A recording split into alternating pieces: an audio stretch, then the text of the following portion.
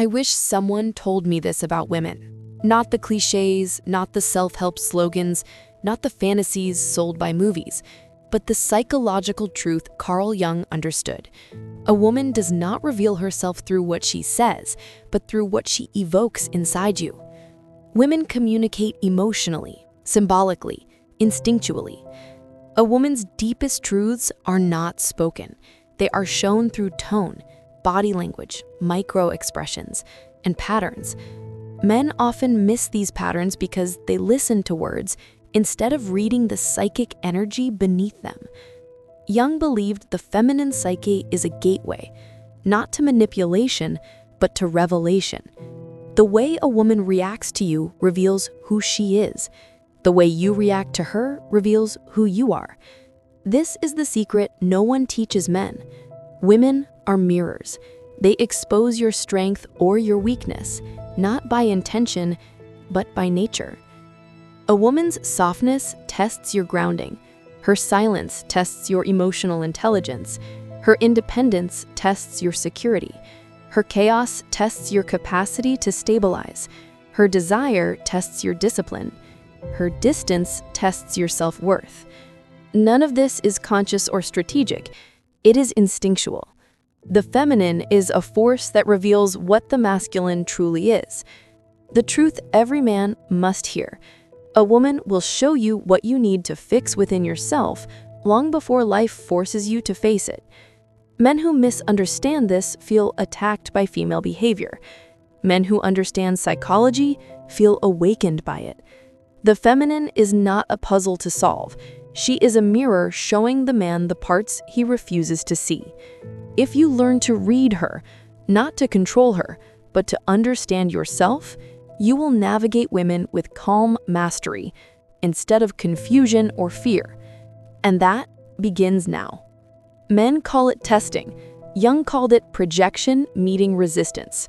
Women test not because they want to control you, but because their unconscious is searching for evidence of your psychological structure. She pushes to see if you bend or break. She challenges to see if you stay centered. She critiques to see if you collapse into boyhood or rise into manhood. She withdraws to see if you chase like prey or stand like a pillar. These are not games. These are biological and psychological filters.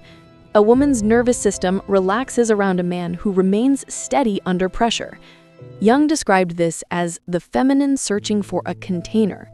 Not dominance, but presence capable of holding emotional intensity without drowning in it. When she tests you, she is not looking for perfection. She is looking for consistency. A man who remains himself in the presence of her shifting emotions.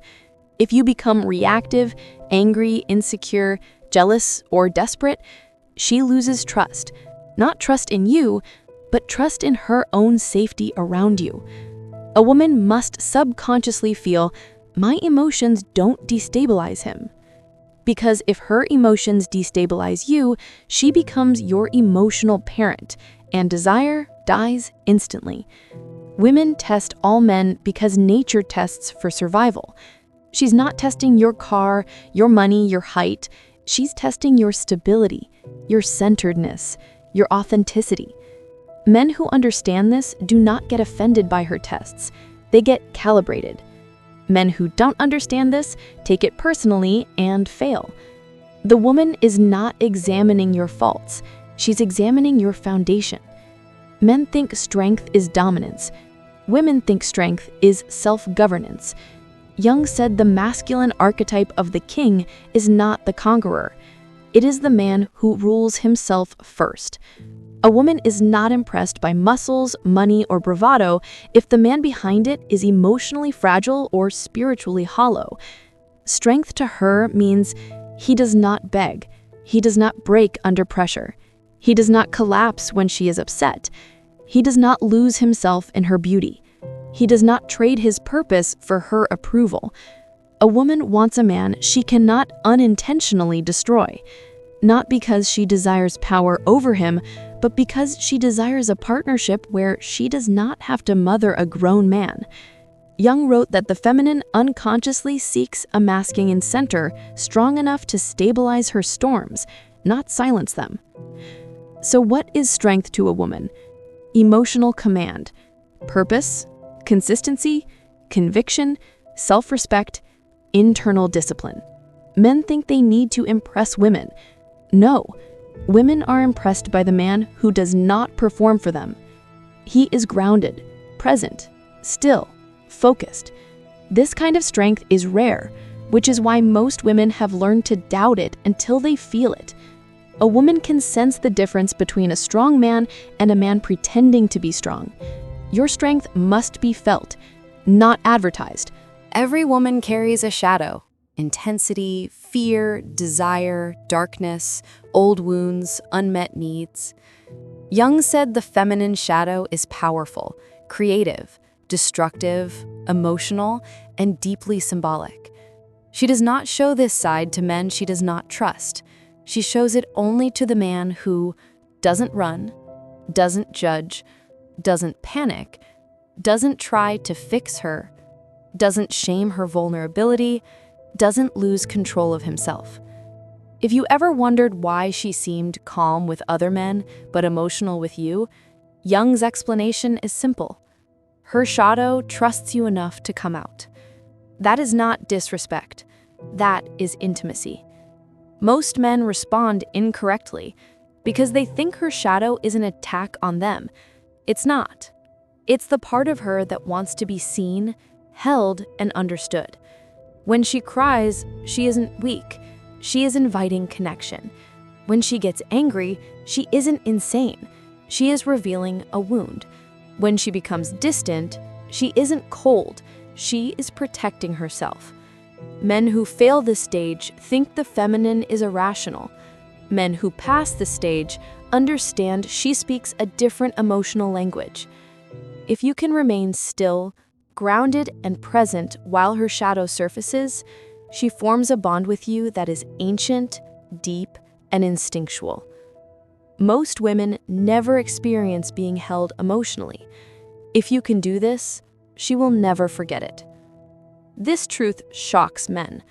Women value purpose over affection, not because affection is unimportant, but because affection without direction becomes suffocation.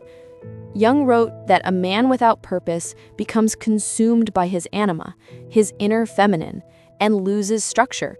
He becomes overly emotional, overly available, overly dependent. Women sense this instantly. A woman does not want to be the center of a man's universe. She wants to orbit a man who is centered in himself. She admires the man who knows where he is going, has goals higher than her validation, moves with intention, doesn't pause his life to chase her, is not emotionally homeless.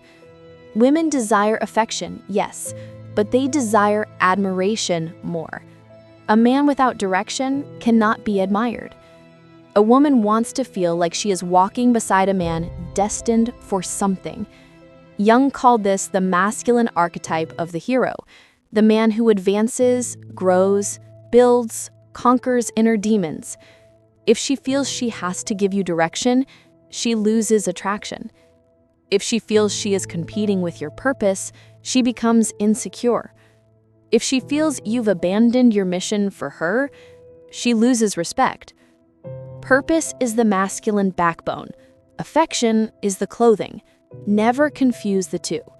Women are emotional leaders in nurturing spaces, but in romantic polarity, they follow the emotional energy of the man. Jung wrote that the feminine is receptive, responsive, and impressionable, not weak, but fluid.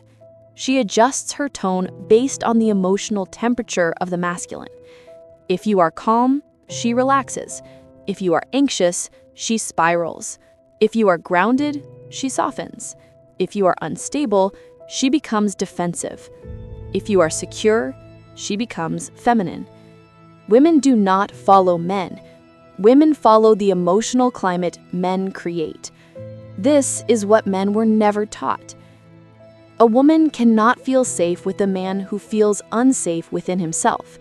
She cannot trust a man who does not trust his own decisions. She cannot soften into a man who collapses into her emotions. Masculine emotional leadership is not control, it is direction. It means you don't argue emotionally, you don't escalate chaos, you don't mirror her hurt, you don't become defensive. You guide conversations into clarity. You show her she is safe even when she feels unsafe. When a man learns emotional leadership, the feminine naturally relaxes into warmth, softness, devotion, and respect. This is the polarity no one teaches men. Here is the truth Jung insisted men must understand. A woman does not weaken you. She reveals where you are already weak. If you are insecure, she exposes it. If you are undisciplined, she magnifies it. If you lack purpose, she reveals the emptiness. If you fear abandonment, she triggers it. If you lack emotional control, she activates it. Women expose the cracks in the armor, not to break you, but to awaken you. Every man has two choices. Blame women for revealing his weaknesses. Thank women for showing him where to grow.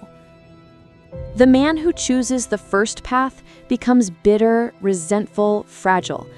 The man who chooses the second path becomes powerful, charismatic, unshakable. Women's psychology is not the enemy of men.